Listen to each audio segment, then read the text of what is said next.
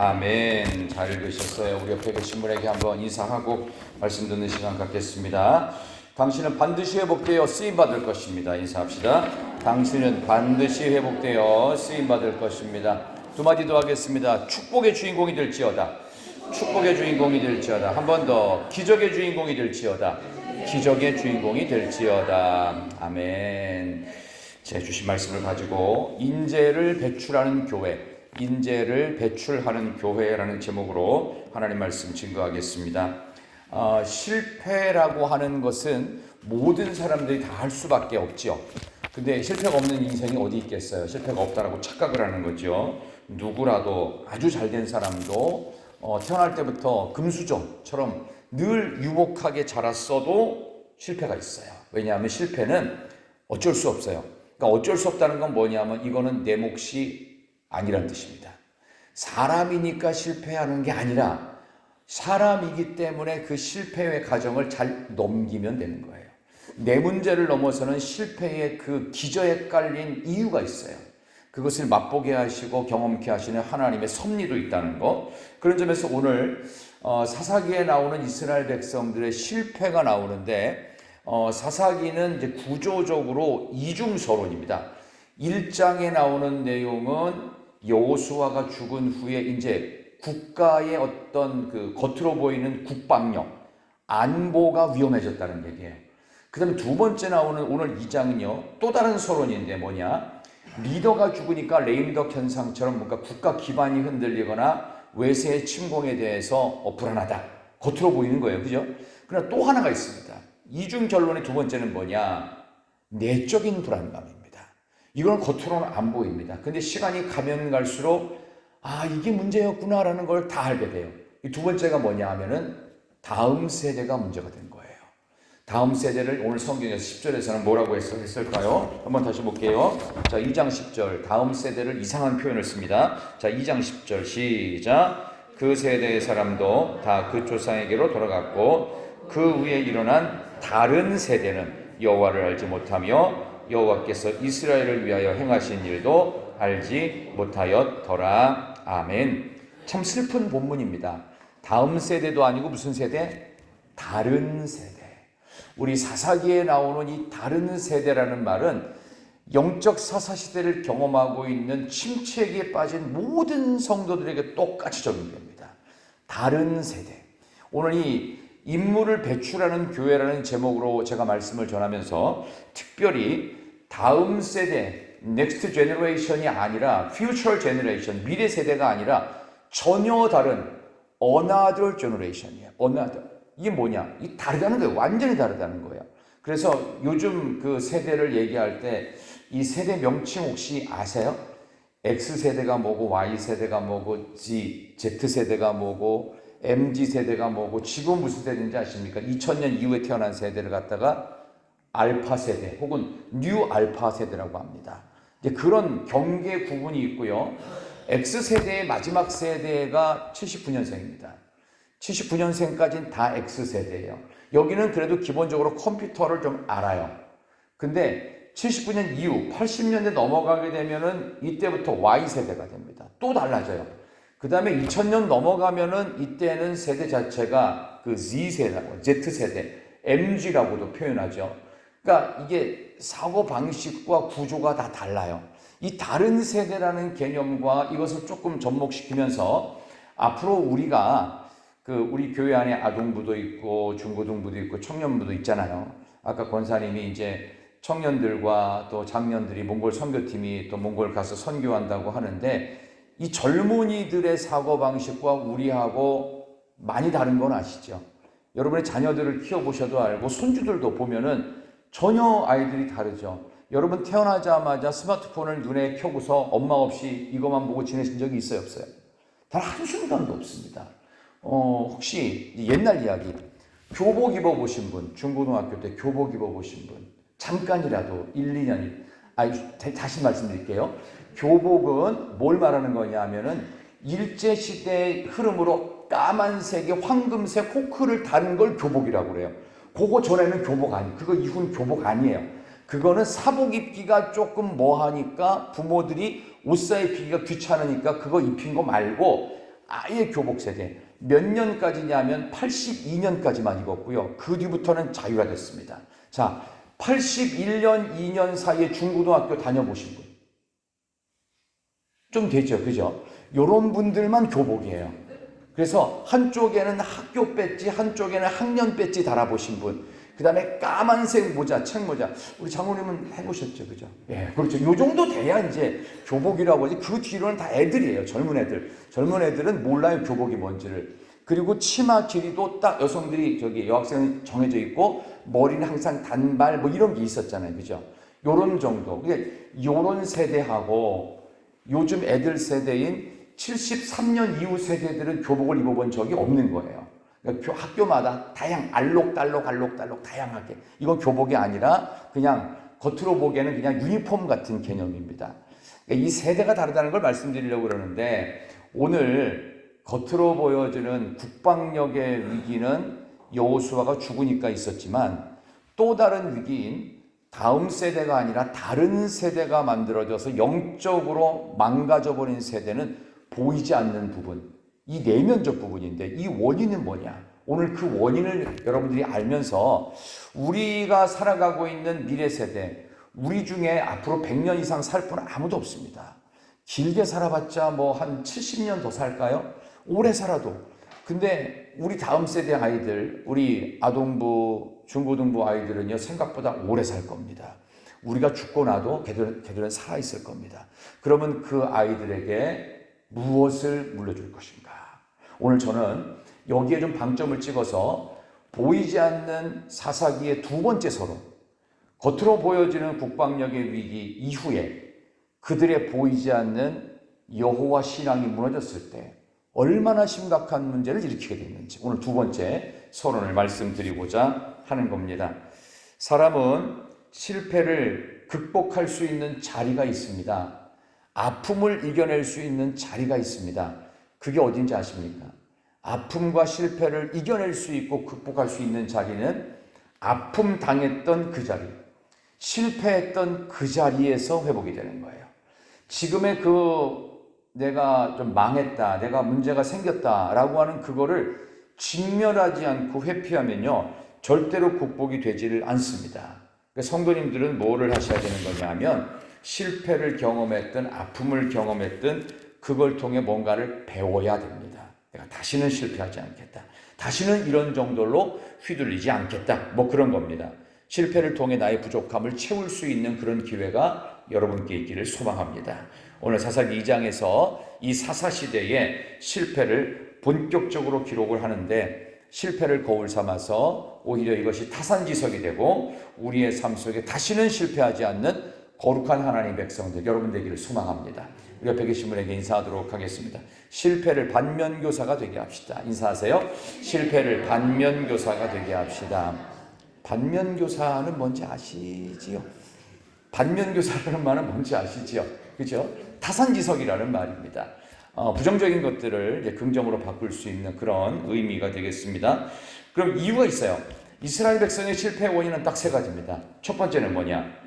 불순종이기 때문에 그래요. 오늘 본문 말씀 2절 3절 보겠습니다. 2절과 3절의 말씀 한번 같이 볼까요? 그들의 첫 번째 실패 원인은 불순종이었습니다. 2절 3절 너희는 시작.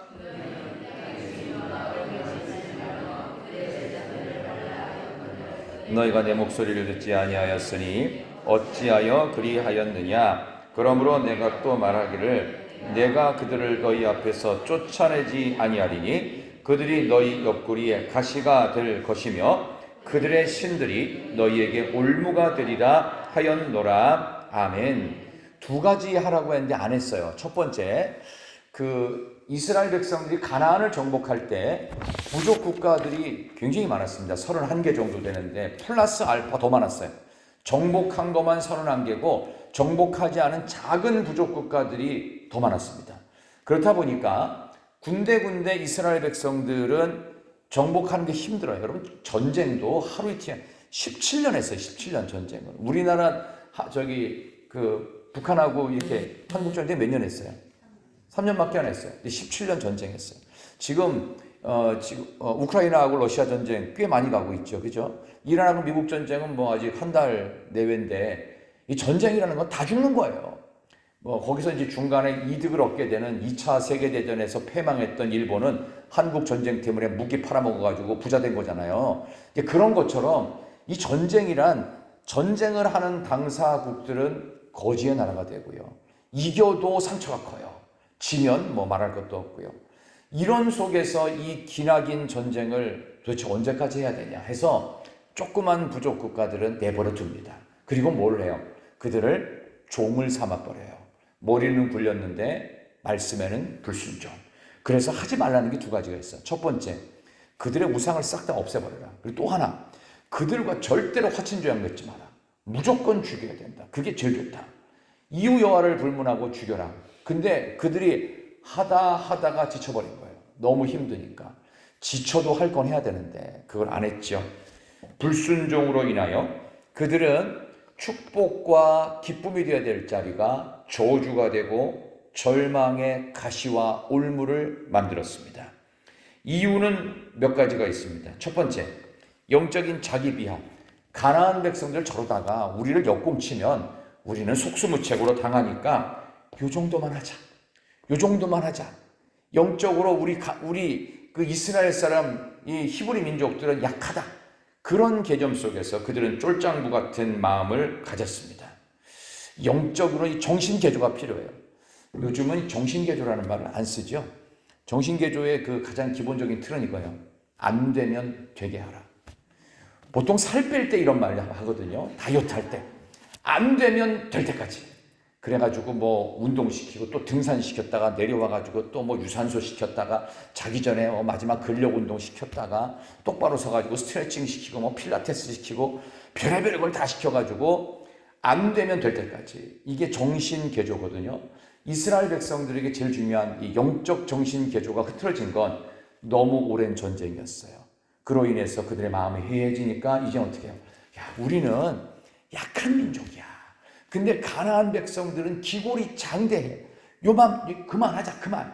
이러한 정신, 이런 개조되지 않은 그런 쫄장부 정신이 그들에게 불순종을 조장했고 또 하나는 뭐냐? 미끼에 홀려버렸습니다. 진멸하는 대신 말씀드린 대로 이들을 노예로 써먹자. 그러면 눈앞에 미끼, 눈앞에 이득이 있어요. 덥석 물어버리는 거예요. 그냥 이거 내 거 물어버리자. 그땐 좋았죠. 근데 그게 올무가 되고 가시가 될 줄은 꿈에도 몰랐을 것입니다. 그러므로 미끼 같은 일들이 우리에게 화려하게 다가올 때 철저한 순종으로 그거를 전부 다 이겨내야 됩니다. 못난 이처럼 나는 힘들어 안 돼. 못난 핑계는 그만 대셔야 돼요. 마지막 세 번째, 오랜 전쟁으로 인해서 지친 겁니다. 지쳤을 때는 어떻게 해요? 그냥 쉬고만 싶겠죠. 이유를 들자면 한두 끝도 없어요. 그러나 온갖 것들은 다 핑계였습니다. 하나, 불순종이에요. 결과는 불순종, 그로 인해서 맺는 열매는 가시가 되고 올무가 되었습니다. 불순종이 있어서 그게 가시가 되고 올무가 되잖아요. 그러면 그들이 살아가야 될 가나안이라고 하는 이 땅은 저주의 땅이 됩니다. 겉으로 봐선 평안합니다. 외부적으로는 문제 없지만 이것이 마지막으로 얻게 되는 가장 비극적 대상은 기성세대가 아닙니다. 자녀 세대입니다. 손자들 세대, 다음 세대가 아니라 다른 세대. 말이 안 통하지 않습니까? 아무리 해도 얘네들이 우리가 어릴 때는 그런 생각을 해본 적도 없고 그런 행동을 한 적도 없고 그런 마음도 안 먹었는데 요즘 애들 이상하지요? 그거 왜 그렇겠어요? 이 아이들을 순종할 수 있도록 안 가르친 우리 책임이에요. 우리가 고생했으니까 얘네들은 고생을 안 시켜야지. 이거부터가 문제. 그러니까 정신 개조가 안 되죠. 될 때까지 해야 되는데 뭘 될 때까지 해요? 좀 힘들면 우리 하지마. 엄마가 해줄게, 아빠가 해줄게. 너는 그냥 자 쉬어. 이런 경우가 있지 않습니까? 아닌 것 같은 얼굴을 하고 있지만 되게 다 똑같이 다 했어요. 그러다 보니까 우리 때만큼 아이들은 절박함도 없고 근성도 없고 약해 빠졌어요. 저도 저희 아이들을 키우면서 참 채찍과 당근을 겸해서 썼지만 여전히 참 자신이 없네요. 자녀 얘기 꺼내면 뭐 그렇게 내세울 게 없을 만큼 그 정도로 사실은 우리 다음 세대들에게 다른 건 몰라도 신앙은 물려줬어야 되는데 신앙은 못 물려주죠. 신앙은 말에서 배우는 게 아닙니다. 신앙은 그 사람의 뒷모습을 보고 배우기 때문에 행동으로 배웁니다. 어떻게 하느냐. 그 뒤에 남겨진 열매들이 있어요. 행동이 바를 때는 그게 아름답게 남고 감동으로 남지만 행동이 이상하잖아요. 그럼 그게 시기와 질투거리로 남고 나는 다시는 저런 거 안 해야지. 이런 식으로 갑니다. 우리 주변에도 그런 사람이 있지 않는지, 아니 내가 그런 사람은 아닌지 돌아보면서 다시 한번 내가 먼저 순종하는 가장 빠른 길을 실천하고 말씀에 물타기 하지 말고 가감없는 순종으로 승리하는 여러분 되시기를 소망합니다. 이 순종이 되게 어렵거든요. 왜 어렵냐? 안 해봐서 그래요. 안 해봐서. 그 컴퓨터에 예를 들면 무슨 프로그램을 한다고 쳐도요, 안 해보면 어려워요. 제가 가장 두려웠던 게 뭐냐면 이 스마트폰이 처음 나왔을 때가 있었거든요. 우리나라에 상용화됐을 때가 있어요. 근데 스마트폰을 사가지고 그때 제가 처음으로 이 스마트폰 새로 산 걸 들고 미국을 갔습니다. 근데 미국을 가는데 이걸 뭐 시간을 맞춰야 되고 뭐 한다는데 뭐 이렇게 손으로 막 그으면서 막 하는데 옛날에는 이렇게 폴더를 열어가지고 띡띡띡띡 누르니까 되는데 지금은 뭐 스마트폰이니까 뭐 손으로 긁고 뭐 이렇게 패턴을 그리고 뭐 하면 된다는 거예요. 근데 이걸 사자마자 미국까지 갔는데 신기하기도 한데 겁도 나는 거예요. 근데 미국 가 있는 한 달 동안 계속 공부했어요. 혼자서 막 눌러보고. 그래서 갔다 왔을 때는 아주 능숙하게. 처음엔 너무 어려웠어요. 그러니까 이 순종이라는 것도 시작하는 게 어렵지 한번 해보세요.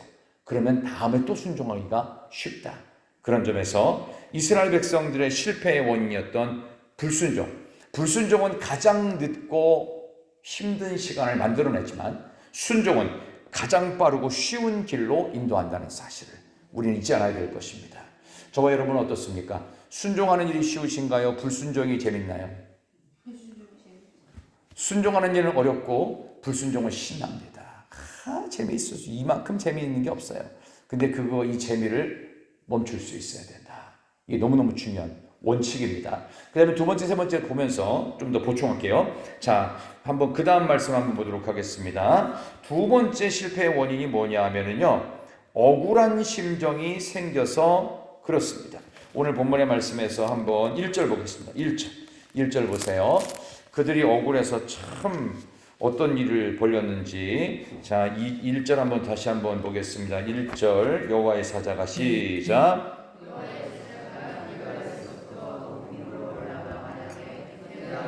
애굽에서 올라오게 하여 내가 너희의 조상들에게 맹세한 땅으로 들어가게 하였으며 또 내가 이르기를 내가 너희와 함께 한 언약을 영원히 어기지 아니하리니. 아멘. 그 다음에 4절 5절 시작. 여호와의 사자가 이스라엘 모든 자손에게 이 말씀을 이르매 백성이 소리를 높여 운지라. 그러므로 그것을 이름하여 복임이라 하고 그들이 거기서 여호와께 제사를 드렸더라. 아멘. 이 말을 듣고 너희들 불순종했으니까 너희들 몰아내지 못한 그들이야말로 올무가 되고 가시가 될 거야 하면서 그들에게 하나님이 경고하시고 그들을 절대로 쫓아내지 못하도록 나는 내버려 둘 거야. 이런 식으로 하니까 그들이 울었답니다. 백성들이 소리를 높여 울었대요. 여기 나오죠? 4절. 그리고 나서 거기서 여호와께 제사까지 드렸어요. 이거 보면 회개하면서 하나님께 제사를 드렸나? 이런 생각이 들어요. 어떻게 생각하세요? 백성들이 소리를 높여 울고 하나님께 제사 예배를 드렸어요.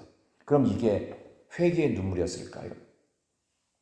추측하지 말고 성경에서 봅시다. 11절 보세요. 11절. 오늘 읽지 않았습니다만 11절 보십시다. 자, 그게 진짜 회개인지 아닌지 확인할 수 있어요. 11절. 이스라엘 자손이 시작. 악을 행하여 바알들을 섬기며. 아멘. 자, 질문의 답. 회개의 눈물이었어요? 아니었어요? 아니었어요. 그럼 왜 울었을까요? 사람은 왜 울죠? 애들이 엄마 아빠한테 혼나면 울어야 안 울어요? 울어요. 우리 애들도 많이 울었어요. 울어요. 그럼 왜 우는 거예요? 회개하는 마음에서 천만의 말씀. 억울해서 우는 거예요. 억울하고 미치고 팔짝 뛰겠어요. 근데 엄마 아빠니까 감히 대들었다간 또 터질 것 같으니까 억울하고 분통이 터져서 우는 거예요. 억울한 심정이 들 때 사람은 반드시 답니다. 감정에 휘둘려요. 회개는요, 하나님이 주시는 마음이기 때문에 흔들리지 않습니다. 아, 내가 잘못했구나. 그래서 회개를 하잖아요. 감정이 정리가 됩니다. 뭔가 내가 문제가 생기는데 정리가 안 된다. 그거 억울한 거예요. 서운한 거예요. 하나님 너무한 거예요. 어쩌면 이럴 수가 있어요. 이런 거예요. 여러분 어떠세요? 회개의 눈물이 많습니까? 억울한 눈물이 많습니까? 솔직히 억울한 눈물이 많을걸요. 내가 이만큼 했는데 왜 이렇게 서운하게 하실지, 왜 하나님은 나만 갖고 그렇게 힘들게 하시지? 이런 마음, 자기 연민, 동정, 전부 다 억울한 심정, 억울한 심정. 회개 아니에요. 그러니까 안 바뀌는 거예요, 사람은 절대로. 억울한 심정 갖고는 모든 것 아무것도 안 바뀝니다. 회개하는 마음이 들 때는요, 마음이 차분해지고 냉정해지고, 아, 이렇게 하면 안 되겠구나. 아, 멈춰야 되겠구나. 아, 여기서 내가 끝내야 되겠구나. 하나님 앞에서 참회의 눈물이 쫙, 하나님, 제가 잘못했네요. 제가 바꿀게요. 멈출게요. 그리고 그거 할게요.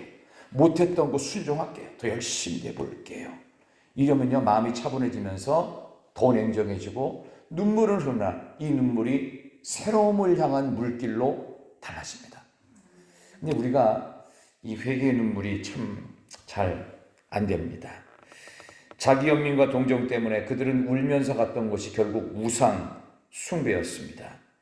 우리에게도 복임이라는 우는 자들이라는 장소가 있을 것입니다. 어려움을 당해서 많이 울었는데 내 마음은 변하지 않고 가슴을 치면서 기도는 했는데 교회에 대한 애정과 헌신은 안 생기고 여전히 자기 고집스러움을 붙들고 있어요. 그토록 하나님께 얻어 터지고도 하나님께 돌아오지 않는 성도들, 참 회개란 180도로 완전 유턴을 하는 겁니다. 가던 길을 절대로 가면 완전 다른 길로, 반대 방향으로 가야 돼요. 근데 유턴하는 회개를 사람은 잘 못합니다. 왜? 그동안 해온 게 있잖아요. 그걸 다 버려야 돼요. 그걸 다 지워야 되는데 이 회개한다는 게 결코 쉬운 것은 아니지만 아무리 울어도 그게 억울함과 자기 연민이라면 바뀌지 않습니다. 그때 우리는 진정 하나님 앞에서 회개의 마음을 달라고, 참회의 심정을 달라고 하나님께 호소하고 내가 그런 마음이 들 때까지 자리를 뜨지 않고 하나님 참 회개하는 심령이 되게 해달라고, 내 마음을 바꾸고 내 생각을 바꾸고 내 결심을 바꾸고 내 행동을 바꾸게 해달라고 그렇게 기도하고 행동할 수 있는 우리 모두가 될 수 있기를 소망합니다. 우리가 불순종했던 것 중에서 가장 큰 불순종은 뭐냐 하면 두 번째입니다. 회개하는 척하며 억울함으로 자기 연민에 빠졌던 것, 불순종입니다. 눈물 흘린 사람들이 다 은혜 받은 것 같지만 아닙니다. 눈물은 눈물이에요. 그래서 어떤 사람의 눈물을 믿지 마라? 여자의 눈물은 믿지 마라. 여성들은요, 걸핏하면 웁니다. 걸핏하면. 남자들도 이제 50 넘어가면은 드라마 보고도 괜히 질질 짜고 앉았어요. 꼴보기 싫게. 근데 그게 꼭 저더라고요, 보니까. 근데 이게 뭐냐 하면은 감정에 취해서 자기 연민에 빠지면 절대로 방향을 못 바꿔요. 그냥 그거로 끝날 뿐이에요. 그때 그냥 마음만 풀어질 뿐이지 사람이 안 바뀌면 회개가 아니다. 그런 점에서 불쌍한 남편들도 좀 위로해 주시고, 또 하나님께서 우리를 위로하시기 위해서 오시는 것에 대해서 내 핑계 변명 되지 말고 하나님 멈추겠습니다. 바꾸겠습니다. 제가 달라지겠습니다. 열심히 내보겠습니다. 그리고 나서 순종하려니까 쉽진 않아요. 근데 해볼게요. 한번 결심한 대로 해볼게요. 이게 사람은요, 항상 기승전 몸뚱아리입니다. 신앙생활은 몸으로 하는 거예요. 신앙생활은 마음으로 하는 거 아니에요. 몸이 움직여야 그 다음에 마음이 생기더라고요. 그래서 어디를 가도 걸어가고, 어디를 가도 제대로 가고, 어디를 가고 옷을 제대로 입고 가고, 이러면서 겉으로 보여지고 몸으로 움직이는 걸 통해 내 마음 자세가 딱 바로 섭니다. 그렇죠? 그죠? 예를 들어서 뭐 교회 올 때 여러분들 잘 입고 오시는데 결혼식장 간다고 그러는데 추리닝 바람으로 가는 사람을 저는 본 적이 없어요. 근데 결혼식장 가는데 약간 독특한 복장을 하고 오는 분들이 가끔 있어요. 가끔 있는데 볼 때마다 그거 보기 좋으세요? 어떠세요? 이제 뭐 하는 짓이야 저거. 저거 왜 왔는지는 모르죠. 저렇게 하고 왔노 하면서 약간 이상하지 않으세요? 그죠? 그러니까 신앙생활도 그래요. 남들이 보기에도 그럴듯해 보여야 됩니다. 그러기 위해서는 우리의 몸의 순종이 먼저다. 그리고 몸을 어떻게 해요? 잘 준비해야 된다. 이게 우리가 해야 되는 순종의 발걸음. 맨 마지막은 이 좀 실질적인 것으로 영적 교육이 멈춰질 때 실패합니다. 첫 번째는 순종하지 않을 때 실패하고, 두 번째는요 억울한 마음으로 감정 정리가 안 될 때 실패하고, 그 다음에 세 번째는 교육이 멈춰질 때 실패를 합니다. 오늘 7절 10절 보겠습니다. 7절과 10절. 자, 백성이 여호수아가 7절부터 시작.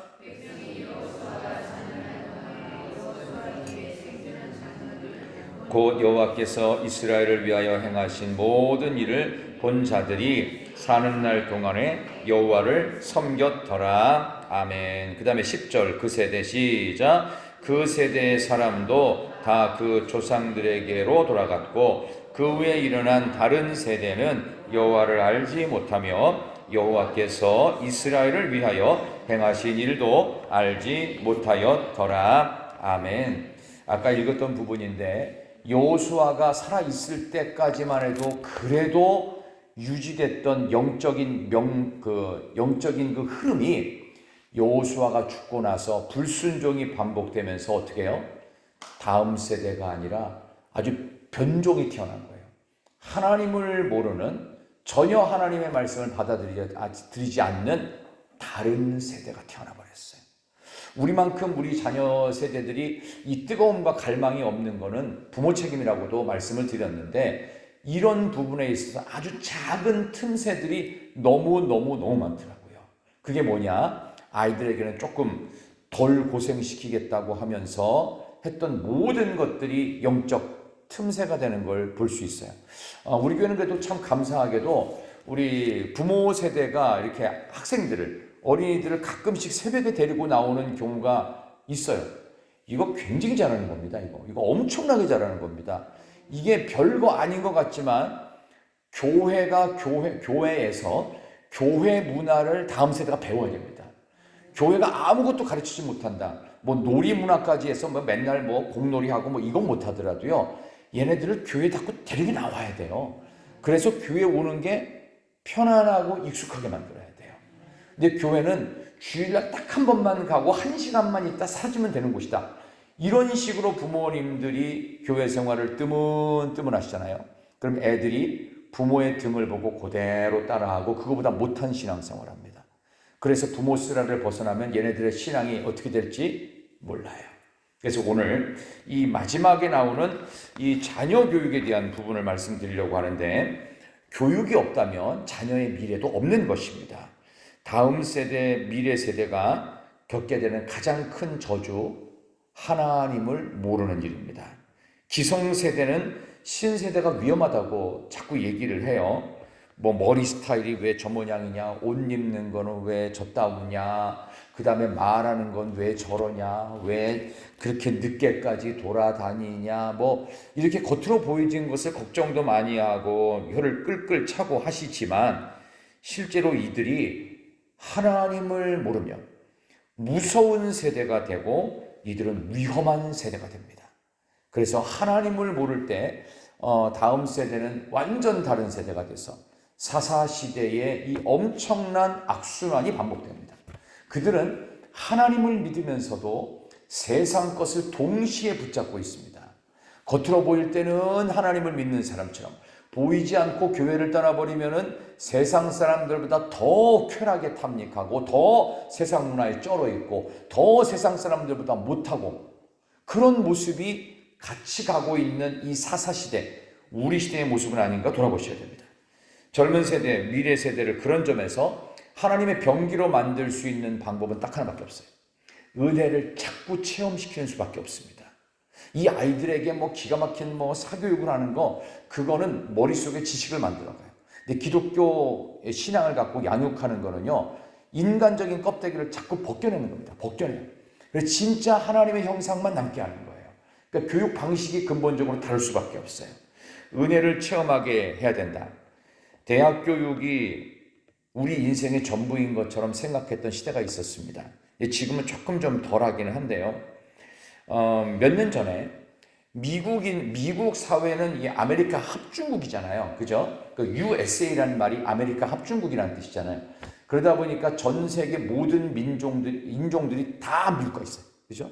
그러니까 미국은 그냥 잡다한 부족들이 가득, 그게 미국이에요. 그래서 어쨌든 그래서 이 미국이라는 자체가 전 세계 인종을 품다 보니까 이상한 법률이 많아요. 그러다 보니까 전체 한 50개 주 정도의 모든 주마다 법이 다 다른 것도 아세요? 법이 다 달라요. 세금이 주마다 다 달라요.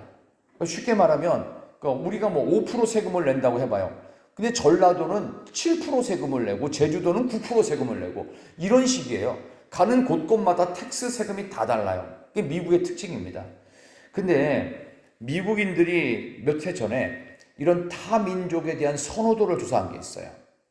거기서 일본 사람들이 10등이었대. 자, 그러면 질문. 한국 사람들은 몇 등쯤 됐을까요?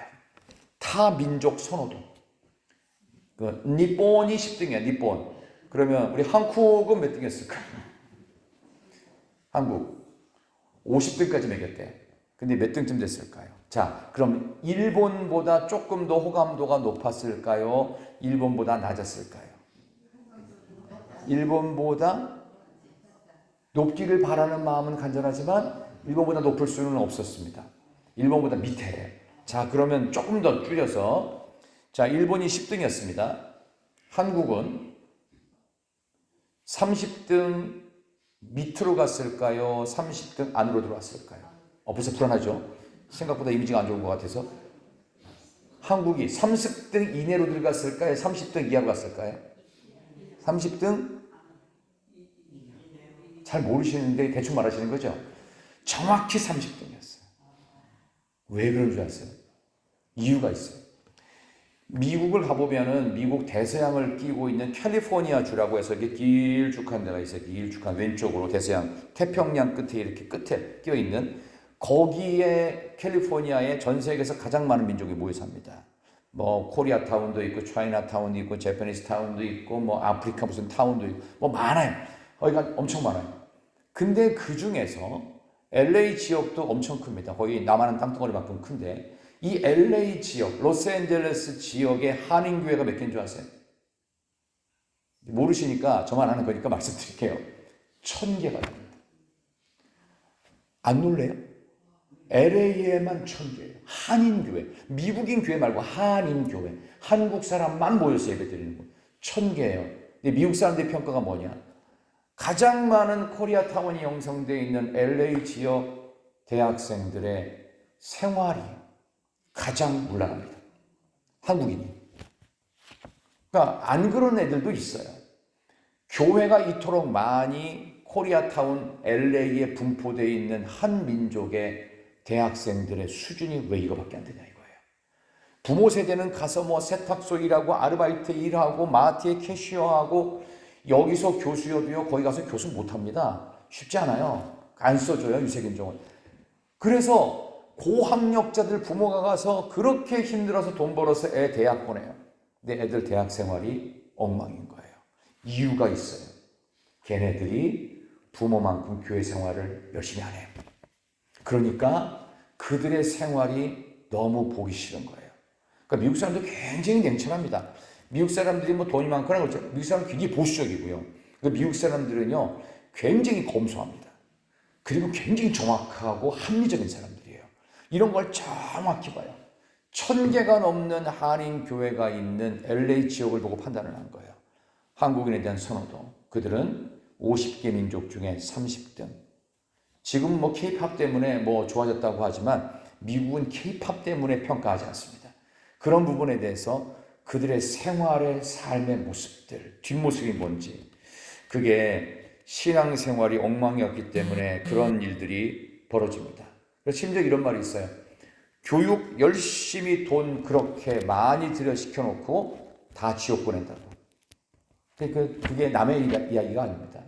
우리도 자녀들 보통 요즘에 애들 뭐 거의 대졸 있잖아요. 근데 대졸자들 다 만들어 놓고 엘리트를 만들어 놓고 애들의 영적 생활에 대해서는 방치해 버립니다. 알아서 하지 않아요. 애들은 절대로. 어른도 알아서 안 하는데 무슨 애들이 알아서 합니까? 크면 한다고 절대 안 합니다. 저절로 하는 일은 없어요. 억지로 하는 거예요. 그래서 대학도 부모가 보내는 거예요. 제가 이제 서울에 있는 어떤 있던 교회 그 집사님 한 분이 최근에 통화를 했는데, 목사님 큰일 났대요. 왜요? 그러니까 우리 애가요 자퇴를 하겠다는 거야. 그래서 뭐 한다고 자퇴를 합니까? 학교 가도 공부하기가 싫다는 거예요. 아니, 고등학교라도 졸업을 시켜야 되는데 얘가 자퇴. 그럼 뭐 하겠답니까? 여행 가겠대요. 여행. 유럽으로 가겠대요. 얼마 있을지 모르겠는데 유럽 가서 여행하고 오겠대. 그러니까 세상을 좀 공부하고 오겠대요. 그래서 성공한 사람도 많대요. 그래가지고 주저앉히시라고. 일단 주저앉혀가지고 일단 보내도 고등학교는 졸업해서 보내시라고. 뭐 그런 얘기도 있는데, 알고 보니까 이제 신앙생활이 이제 좀 어려웠던 것 같아요. 중요한 거는 신앙생활이 왜 어려웠냐? 그 부모님이 신앙생활 열심히 안 해요. 그러니까 자녀들이 그걸 그대로 비슷하게 따라하는 거예요. 그런 걸 보면서 어떤 특정인에 대한 비난이 아니라 우리 자신을 돌아보자, 이런 의미에서 오늘 이 말씀을 준비했습니다. 교육이란 하나님의 나라의 미래 투자를 위해서 영적 교육 대단히 중요합니다. 대학 합격에 앞서서 여러분이 천국에 합격될 만한지를 돌아보셔야 된다. 오늘 우리는 다시 한번 이 보이지 않는 영적인 위기를 맞고 있는 이 사사기 2번째 장의 내용에서 감정에 휘둘려서 어떤 것도 결단하지 못하고 헌신하지 못하는 자기 연민에 겨워서 회개의 눈물이 아닌 억울함의 눈물만 쏟아냈던 복임 사람들, 그리고 우리의 삶 속에서 가장 중요한 영적 원칙인 순종을 벗어나서 내 마음대로 머리를 굴려가면서 합리화시켰던 자리를 벗어나 하나님의 말씀에 철저한 신앙교육으로 바로 설 수 있는 저와 여러분 될 수 있기를 축원합니다.